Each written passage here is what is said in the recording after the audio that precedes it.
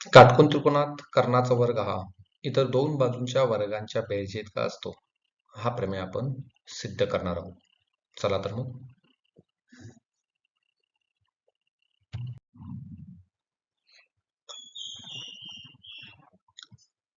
सुरुवातीला या प्रमेयासाठी जी आकृती लागणार आहे ती आहे काटकोन त्रिकोणात, म्हणजेच आपल्याला एक काटकोन त्रिकोण काढावा लागेल. तर आकृती जी असणार ती आपण काढणार आहोत. एक काटकोन त्रिकोण, आपण त्याला नाव देऊया पी क्यू आर. इथं आर काटकोन असल्यामुळे आपण ही खूण दाखवायची. त्याच्यानंतर लिहिणार आपण पक्ष. काटकोन त्रिकोणात हा पक्ष आहे. मग कोणता काटकोन त्रिकोण काढलेला आहे त्याचं आपण नाव लिहिणार आहोत. आपण त्रिकोण पी क्यू आर काढलेला आहे, हा काटकोन त्रिकोण आहे. किंवा पी क्यू आर मध्ये क्यू हा 90 अंशाचा आहे हे आपण वाक्य लिहू शकतो. म्हणून पक्षमध्ये लिहिणार आहोत त्रिकोण पी क्यू आर मध्ये कोन पी क्यू आर बरोबर 90 अंश. आता साध्य. साध्यमध्ये येणार आहे कर्णाचा वर्ग हा उरलेल्या दोन बाजूंच्या वर्गांच्या बेरजेइतका असतो. इथे कर्ण आहे पी आर, त्यामुळे पी आर चा वर्ग बरोबर पी क्यू चा वर्ग अधिक क्यू आर चा वर्ग, हे याचं साध्य. आता हे आपल्याला साध्य करण्यासाठी पी क्यू वर्ग अधिक क्यू आर वर्ग दिलेल्या त्रिकोणामध्ये अशी रचना करावी लागणार, कारण आहे त्या कंडिशन मध्ये हे आपल्याला सिद्ध करता येत नाही. म्हणून आपण अशी काटकोन त्रिकोणाची समरूपता या गुणधर्माचा वापर करून हा प्रमेय सिद्ध करणार आहोत. काटकोन त्रिकोणाच्या समरूपतामध्ये काटकोन बिंदूतून कर्णावर शिरोलंब काढला जातो. म्हणजे नवीन दोन त्रिकोण तयार होतात ते मूळ त्रिकोणाशी आणि परस्पराशी समरूप असतात. म्हणून रचनामध्ये आपण बिंदू क्यू मधून कर्ण पी आर वर असा लंब काढलेला आहे,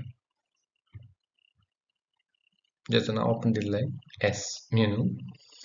बिंदू क्यू मधून बाजू पी आर वर एक क्यू एस लंब काढला आहे आणि त्यामुळे पी एस आर हे तीन एकरेषीय बिंदू झाले.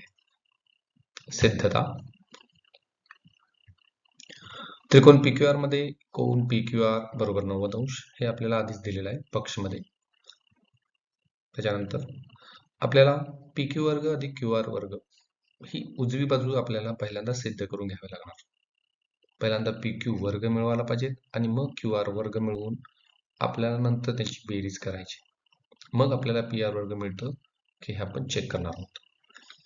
तर सुरुवातीला हा जो लंब टाकलेला आहे त्याविषयी लिहूया. काटकोन त्रिकोणात रेक्वियस लंब कर्ण पी आर. आता यामुळे काय झालं, तर मूळ त्रिकोण मध्ये जे दोन त्रिकोण तयार झाले आहेत ते मूळ त्रिकोणाशी समरूप असतात. काटकोन त्रिकोणाची समरूपता गुणधर्म इथे लिहिणार आहोत. त्रिकोण पी क्यू आर, समरूप त्रिकोण पी एस आर आणि समरूप त्रिकोण क्यू एस आर, याला कारण आहे काटकोन त्रिकोणाची समरूपता. या समीकरण 1.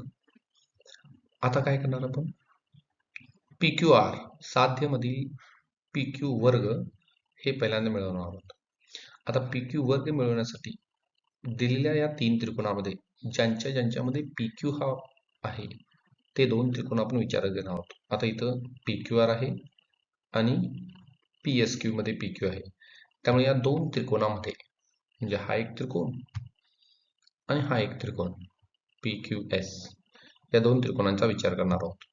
म्हणून त्रिकोण पी क्यू आर व त्रिकोण पी एस क्यू मध्ये आता आपल्याला पी क्यू वर्ग काढायचा आहे, त्यामुळे याची जी मांडणी आहे पी क्यू ची ती अशा पद्धतीने असणार.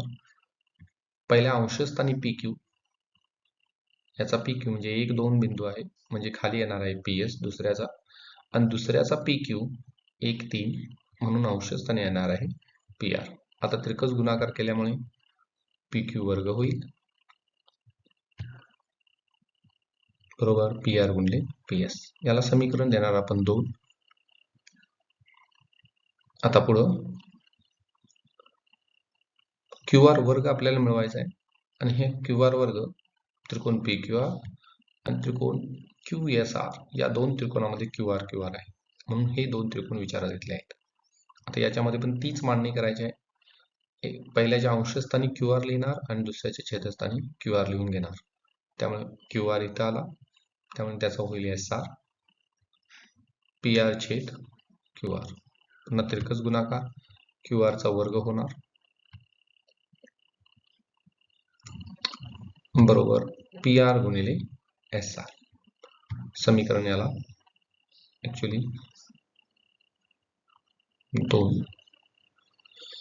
आता आपल्याला साध्यमधील उजवीकडची बाजूमधील पी क्यू वर्ग आणि क्यू वर्ग मिळाले आहे. आता त्या आपण दोघांची बेरीज करणार आहोत. समीकरण 1 व 2 ची आपण बेरीज करणार आहोत. समीकरण 1 व 2 ची बेरीज करू. 1 ची डावी बाजू आणि 2 ची डावी बाजू यांची आधी बेरीज करून घेणार.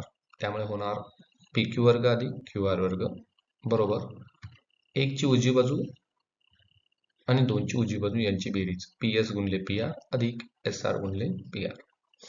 आता आपल्याला पी आर वर्ग पाहिजेत. पी आर वर्ग कधी होतं? जेव्हा पी आर गुणिले पी आर असं असेल त्याच वेळा. त्यामुळे इथे पी आर आणि पी आर हे जे दोन आहेत यांच्यामधून पी आर कॉमन काढूया.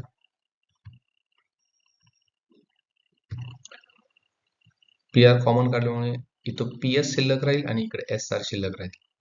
आता पी एस अधिक एस आर जर आकृतीमध्ये आपण बघायला गेलो पी एस अधिक एस आर तर याच्यामुळे पी आर मिळतो. म्हणून पी आर गुणिले पी आर म्हणून पी क्यू वर्ग अधिक क्यू आर बरोबर पी आर वर्ग. इथपर्यंत मी आपला सिद्ध होतो. म्हणून पी आर वर्ग बरोबर पी क्यू वर्ग अधिक क्यू आर वर्ग. धन्यवाद.